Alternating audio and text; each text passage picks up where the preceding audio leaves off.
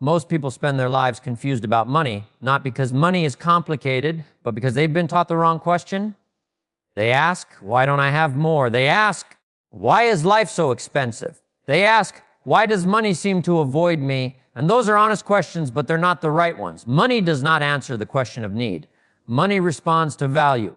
And until a person understands that distinction, they can work hard, pray harder, complain louder, and still stay broke. I learned this lesson early, and I learned it the hard way, which is usually the only way lessons that matter really stick. When I was younger, I used to believe that if I needed money badly enough, the world would somehow notice.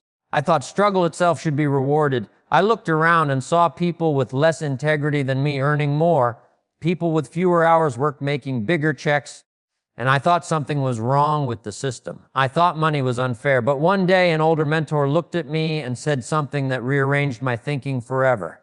He said, the marketplace doesn't pay for effort, it pays for results, and it doesn't reward need, it rewards value. That sentence hit me like a cold wind on a hot day, uncomfortable, sharp, and unforgettable.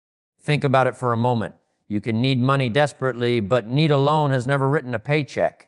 You can have bills stacked to the ceiling, but the bills don't persuade the marketplace. You can be a good person, a hardworking person, a loyal person, but goodness alone does not create economic value. Money is not cruel, it is simply honest. It asks one question and one question only. What value do you bring to the lives of others? Answer that question well and money flows. Ignore and money stays distant no matter how badly you want it.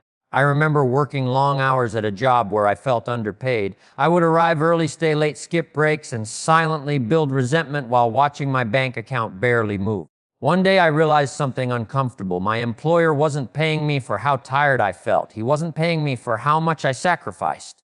He was paying me for the size of the problems I could solve and the difficulty of replacing me. That realization didn't make me angry, it made me free. Because once you understand how money works, you stop begging it to behave differently and start behaving differently yourself.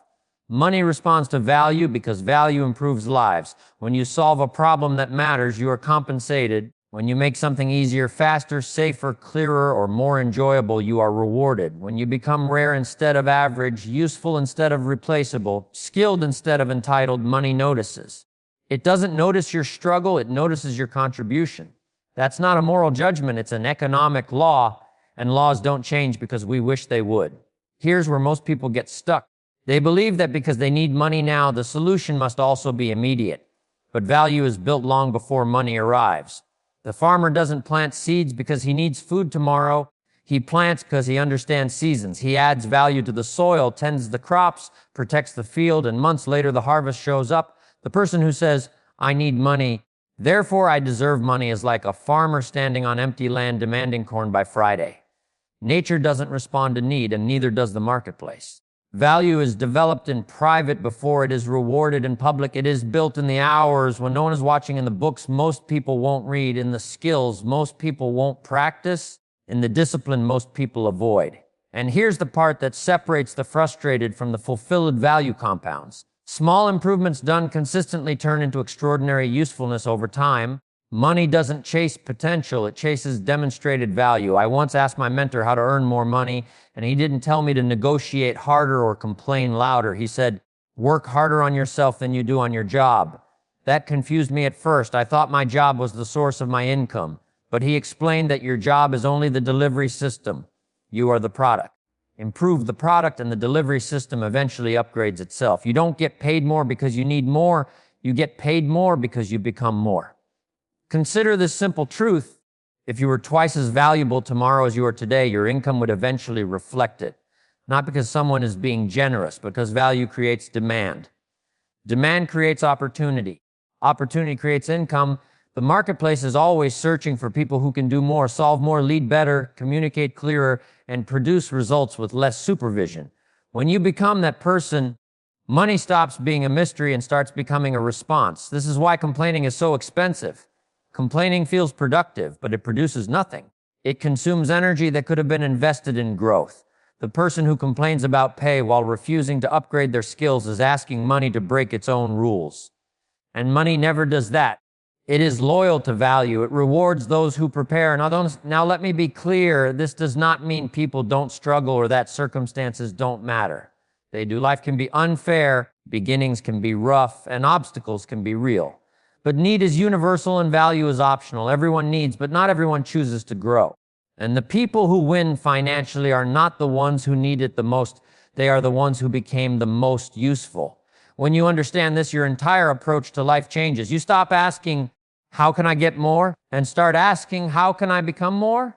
You stop chasing money and start attracting it. You stop demanding raises and start delivering results that make raises logical. You stop blaming the economy and start building skills that work in any economy.